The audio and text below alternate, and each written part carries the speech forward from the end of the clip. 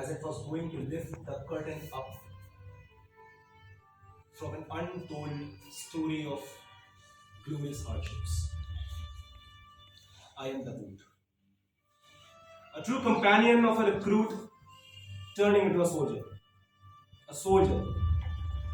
turning into a warrior, and also an honored martyr. My adventurous expedition began with a selection of fine piece of leather, and his true comrade, the super tough but gentle, its soulmate, the soul. But the fate has planned to pour me into the cocktail of bitterness, toughness, celebrations, the spices of emotions of a squeaky, timid recruit who holds me at very first day of his day of entering into the alma mater of Warcraft. Siren goes. It's morning. My thin friend is rushing here and there, because he's searching for my makeover kit, the polish. He takes me and takes a gigantic brush and rubs over me again and again. And it caused goosebumps to me. Because now I can smell that storm is coming. And he fastens my mustaches, my laces. And he rushes to the drill spot. Where there were tyrant instructors already ready for the brutality. They were ready. That now I'm going to test the strength of these timid recruits who are here in India. We went. I was standing there. And the very next moment, an explosion of words came. Run! And the war began between the concrete and the soul. It was running. And I was just seeing my friend, and I can sense those little fingers, they were palpitating in the cable. They were shivering. And he was saying, oh, aaj main to gaya. And I was seeing towards his eyes, and he was gazing at me. He was running. I can sense the sweat which was entering my cabin. And we developed a sweat bond with each other. And again, those thorny bushes were there, and they were placing an ambush to us. I suddenly got a rough landing and bang! And there was a scratch on my skin. I got scratch therapy, one of those bloody bushes. He stood up.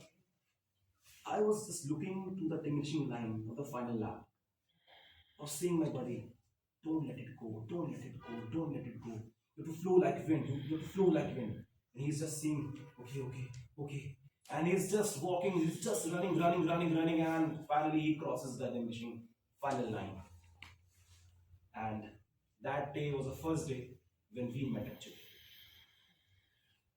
Daily I used to get scars on my body, but they didn't hurt me, as I witnessed my body gradually turning into a responsible soldier. Now, the judgment day came, where I and my buddy were passing the final line, digging the heels in the ground, bracing the chest up, and marching like a true decorated warrior. My leather was sparkling like a crystal. I was feeling the warmth of my soul, and I too had become much more mature and responsible in these days of my alma mater, the Warcraft. But the fate has written much more in my book. I was deployed with my buddy to one of the sectors where war was on, and I got a chance to experience the bitterness of mankind, the bomb explosions.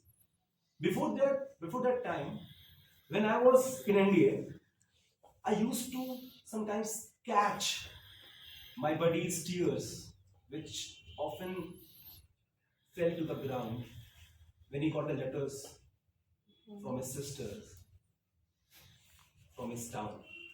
And those tears, when they fell on the sparkling leather, and the rain passed through those tears, they appeared like pearl too.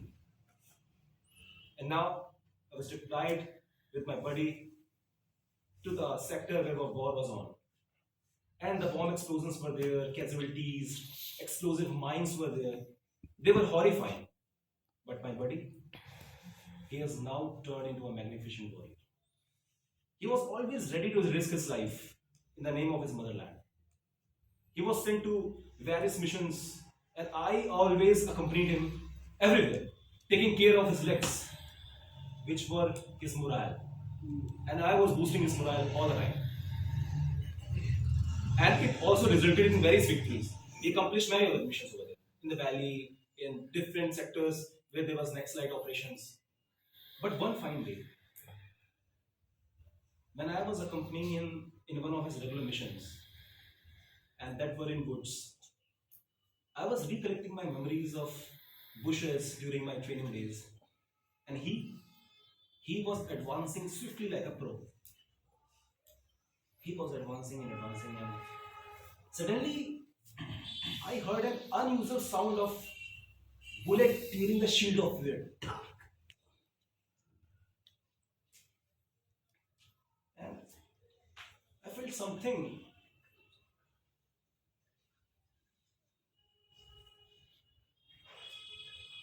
I felt something dripping over me.